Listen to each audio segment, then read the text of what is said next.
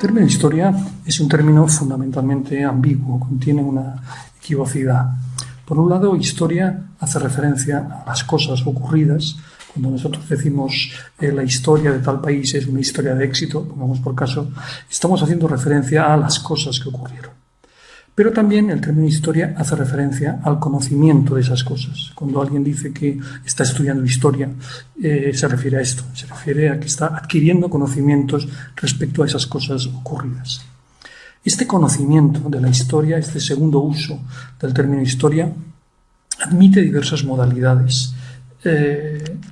Uno puede referirse a la historia como ciencia, quizá entonces deberíamos hablar propiamente de historiografía, o podemos referirnos a otras formas de conocimiento de la historia, como puede ser la que representa la propia filosofía.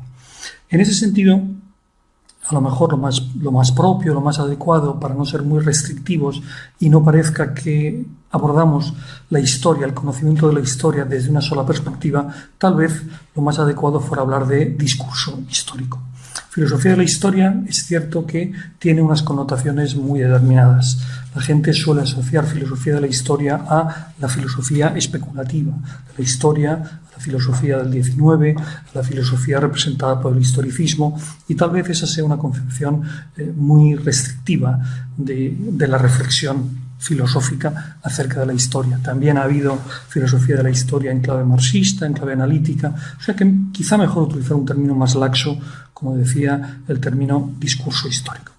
En todo caso, la cuestión es este conocimiento de la historia propio de la filosofía o del discurso histórico, ¿qué es lo que se pregunta en primer lugar? Lo primero que se pregunta es ¿qué es la historia? Porque la historia no es solamente el pasado.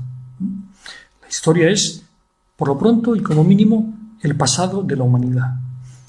También podemos hablar del pasado del planeta Tierra, del pasado del universo, pero si lo quisiéramos utilizar así, nos veríamos obligados a decir eso, a especificar pasado de la historia de la Tierra, historia del universo. En realidad, historia hace referencia a lo que se refiere a la humanidad. Ahora bien, ¿todo el pasado de la humanidad es historia? No propiamente, no propiamente. El ser humano, la especie humana, está sobre la capa de la Tierra desde hace muchísimo tiempo, miles de años. No de todos esos miles de años hacemos referencia como historia de la humanidad. Digamos que nosotros empezamos a hablar de la historia, propiamente dicha, o historia de la humanidad, cuando el ser humano introduce su propia temporalidad. Es entonces cuando hablamos de historia en sentido propio, es decir, historia humana. Antes, la especie humana tenía una historia natural. La evolución de su cuerpo, pongamos por caso, su manera de andar, el andar erguido, todos esos datos de los que nos puede hablar la antropología, son datos que tienen que ver con la historia natural de la humanidad, pero no con la historia humana propiamente dicha. Probablemente entonces, si acotamos en ese sentido la historia humana, es decir, hay historia humana cuando el ser humano introduce su propia temporalidad en el devenir de los acontecimientos, entonces probablemente las dos preguntas fundamentales a las que se enfrenta la filosofía de la historia, en las que se resume toda la reflexión de la filosofía de la historia, sean dos. Una, ¿tiene alguna unidad todo ese tiempo pasado de la humanidad para que nos refiramos a todo ese tiempo llamándolo historia y no simplemente pasado de la especie humana? Y segunda pregunta fundamental, ¿presenta algún signo? ¿Se le puede atribuir algún tipo de sentido a esa unidad de tiempo que llamamos historia humana? ¿O es una mera sucesión de contingencias? En la respuesta a esta doble pregunta se juega el ser y el modo de ser de la filosofía de la historia. Podemos decir algo más, solo una cosa más, para resumir los sentidos de las respuestas que ha habido a estas preguntas. Yo creo que podríamos decir que ha habido fundamentalmente dos maneras de responder a estas dos preguntas a las que acabo de hacer mención.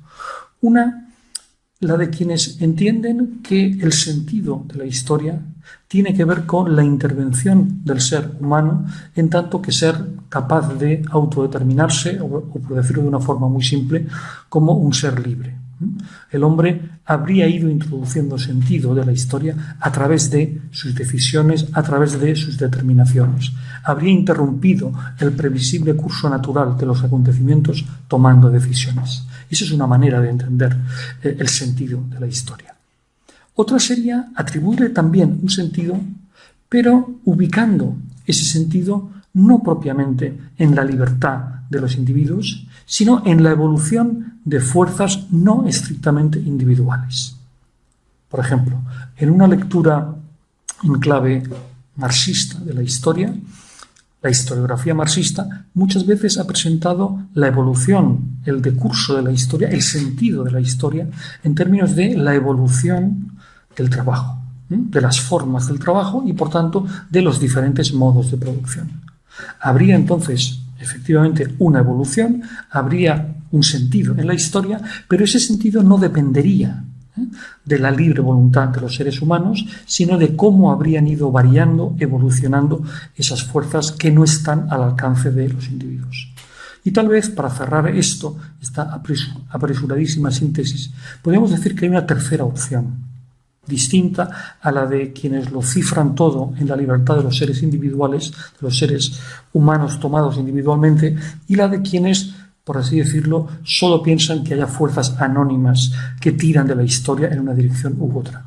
Esa tercera opción sería la de quienes, aceptando la existencia de esas fuerzas anónimas, aceptando que efectivamente puede haber determinaciones que escapan a la libertad de los individuos, estos también intervienen en el curso de los acontecimientos tomando sus decisiones. Y esas decisiones, por así decirlo, alteran el espacio en el que esas otras fuerzas anónimas siguen su propio curso, tienen su propia fuerza.